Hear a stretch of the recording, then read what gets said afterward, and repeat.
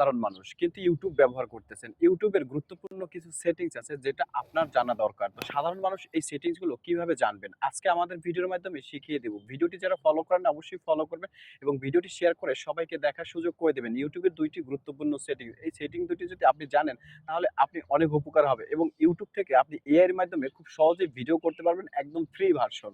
যেটা আপনাকে টাকা ছাড়াই ভিডিও তৈরি করে দিবে ইউটিউব থেকে এবং তার সাথে আরো একটি গুরুত্বপূর্ণ সেটিংস দেখিয়ে দিবে। তো চলুন যারা এখনো ভিডিওটি শেয়ার করেন অবশ্যই ভিডিওটি শেয়ার করে সবাইকে দেখার সুযোগ করে দেবেন যাতে ভিডিওটি সবাই দেখতে পারে এবং ভিডিওটি আপনি সেভ করে রাখবেন। আপনার পরবর্তীতে অনেক উপকারে আসবে। So let's go.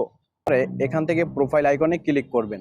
প্রোফাইল আইকনে ক্লিক করার পরে উপরে সেটিংস যে আইকনটা আছে সেটিংস আইকনে ক্লিক করবেন। এরপর একদম নিচে চলে আসবেন। নিচে চলে আসার পরে প্লেব্যাক এই নিচের যে সেটিংসটা আছে এই প্লেব্যাকের এই সেটিংসটা চালু করে দিবেন। এই সেটিংসটা চালু করে দেওয়ার পরে কি হবে আপনাদেরকে দেখিয়ে দিচ্ছি। এরপরে একদম হোমে চলে আসবেন।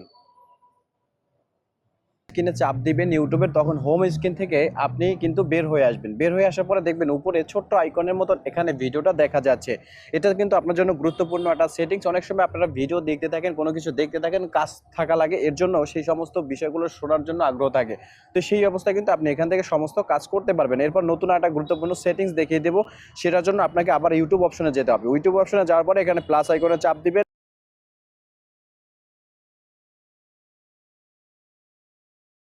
এরপরে নেক্সট অপশনে ক্লিক করবেন। নেক্সটের পর আবার নেক্সট ক্লিক করে দিয়েছেন।